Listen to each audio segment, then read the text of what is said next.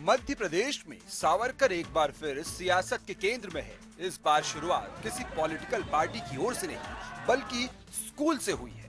दरअसल रतलाम के एक स्कूल में किसी एनजीओ ने बच्चों को कॉपी बांटी। इस कॉपी के पीछे सावरकर की फोटो और जीवनी लिखी हुई थी। मामला सामने आते ही राष्ट्रपति अवार्ड से सम्मानित स्कूल के प्रिंसिपल आर.एन. किरावत को सस्पेंड कर दिया गया। निश्चित रूप से मैं दुखी हूँ और मनोबल मेरा टूटा है कि जो एक अच्छा कार्य करते हैं और इसका अगर इस प्रकार का परिणाम होता है तो मेरे लिए निश्चित रूप से मनोबल तो टूटा है। वहीं बीजेपी ने इस घटना की निंदा करते हुए कांग्रेस पर निशाना साधा है। ये कितने खेद और दुर्भाग्य की बात है कि पूरी कांग्रेस सावरकर जी से इतनी चिढ़ क्यों गई है।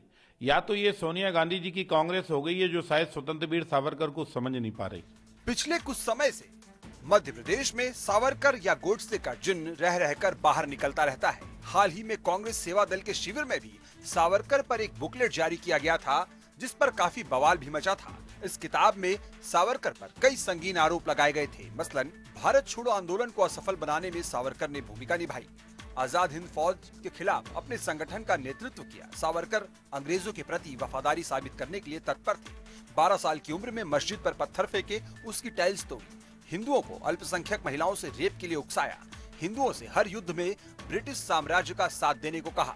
उधर कांग्रेस ने स्कूल प्राचार्य के निलंबन का समर्थन करते हुए बीजेपी पर दोहरी नीति अपनाने का आरोप लगाया है। आज पूरे देश में जब विभिन्न विषयों पर लोग अभिव्यक्ति करने जाते हैं तो उन पर देशद्रोह का केस बनाकर उन पे कार्रवाई करते हैं और इनकी बारी आती है तो अभिव्यक्ति की स्वतंत्रता की बात करते हैं। बहरहाल कांग्रेस के सावरकर पर सियासी हमले के बीच सावरकर और कांग्रेस के एक पुराने कनेक्शन पर भी नजर डाल लेते हैं। 1966 में इंदिरा गांधी ने सावरकर के बलिदान देशभक्ति की सराहना की। इंदिरा सरकार ने 1970 में उन पर डाक टिकट जारी किया।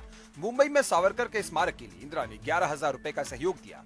फिल्म्स डिवीजन ने भी सावरकर पर फिल्म का निर्माण किया। बीजेपी ने भी कांग्रेस से सवाल किया है कि सावरकर पर इंदिरा गांधी की कांग्रेस सही थी या सोनिया गांधी की सही है। स्वतंत्र वीर सावरकर वो देशभक्त हैं जिसको श्रीमती इंदिरा गांधी जी ने भी सम्मान किया है और उनके ऊपर डाक टिकट जारी किया है। या तो कांग्रेस इंदिरा गांधी की भी अब मानने के लिए तैयार नहीं है। और अगर स्वतंत्र वीर सावरकर से इतनी ही चिढ़ है तो शिवसेना के साथ गठबंधन कैसे कर लिया। बहरहाल सावरकर पर जारी सियासी संग्राम के बीच सवाल उठता है कि सावरकर के शोर में जन सरोकार के मुद्दे गुम हो रहे हैं। मुद्दों के बजाय अब एमपी की सियासत सावरकर और दीनदयाल के इर्द गिर्द घूमेगी। शिक्षाविदों और छात्रों को सियासी विवादों से दूर नहीं रहना चाहिए। अभिव्यक्ति की स्वतंत्रता संविधान से या सियासी सहूलियत से तय होगी। Team news state.